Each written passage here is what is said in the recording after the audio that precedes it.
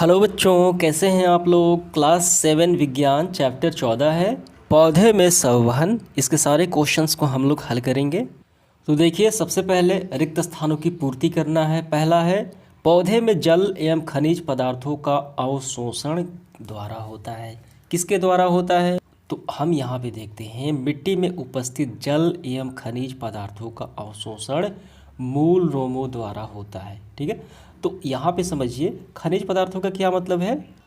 तो खनिज पदार्थ जो हैं वो मिट्टी से प्राप्त करते हैं, जैसे नाइट्रोजन, फास्फोरस, पोटेशियम। ये ठीक है, ये सारे प्लांट मिट्टी से प्राप्त करते हैं, वही हो गए खनिज। तो यहाँ पे ये जल एवं खनिज का अवशोषण मूल रोमों द्वारा ये करते हैं। समझ में आ गया? तो हमें भरना है मूल रोमों द्वारा। दूसरा है जल एवं खनिज पदार्थों का संवहन। ठीक है, संवहन यानी एक स्थान से दूसरे स्थान, यानी पूरे प्लांट में, ठीक, एक भाग से दूसरे स्थान किस ऊतक द्वारा होता है? तो यहाँ पे देखिए जल एवं खनिज पदार्थों के पौधे के विभिन्न अंगों में ले जाने के संवहन वो जाइलम ऊतक द्वारा होता है। हमें भरना है यहाँ पे जाइलम ऊतक द्वारा। समझ में आ गया? तीसरा, पौधे में भोजन के संवहन के लिए नामक ऊतक होते हैं। तो पौधे में भोजन के संवहन के लिए फ्लोएम नामक ऊतक होते हैं। हमें भरना है फ्लोएम। समझ में आ गया? यहाँ पे फ्लोएम हो गया।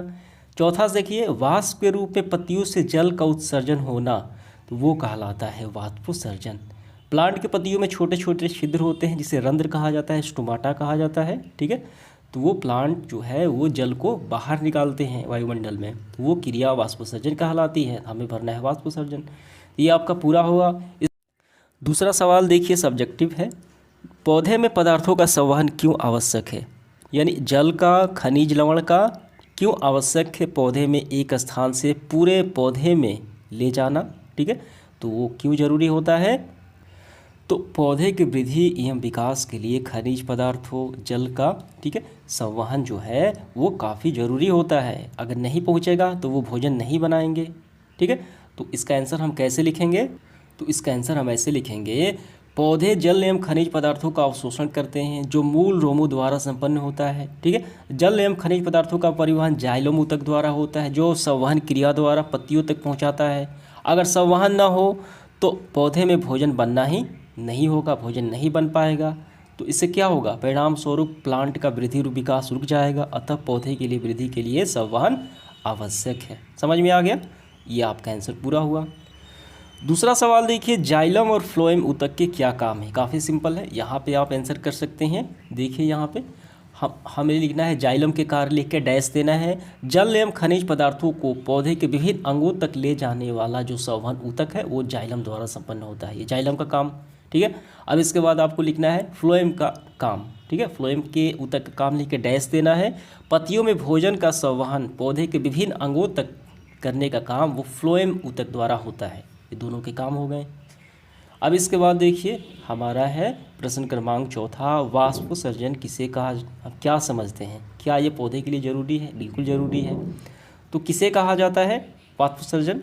तो हम इसकी परिभाषा यहाँ से करेंगे। पत्तियों में पाए जाने वाले छिद्रों, जिन्हें रंध्र यानी स्टोमाटा कहते हैं, वाष्प द्वारा, ठीक है, द्वारा वाष्प के रूप में उत्सर्जित हो जाता है। ठीक है, उन छिद्रों द्वारा वाष्प के रूप में पत्तियों से जल का उत्सर्जन वाष्पोत्सर्जन कहलाता है। तापमान बढ़ने पर वाष्पोत्सर्जन क्रिया तीव्र हो जाती है।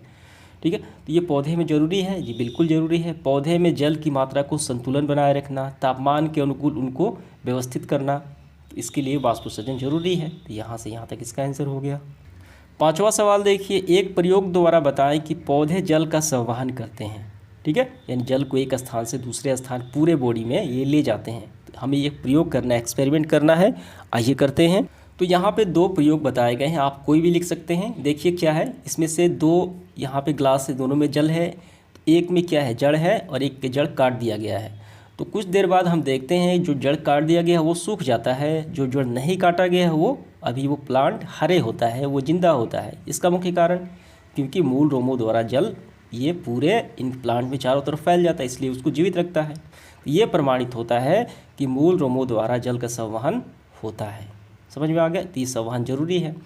और दूसरा हम देखते हैं, ठीक है, दो पात्र में, एक में आधा भाग जल लेना है और एक में लाल रंग डाल देना है।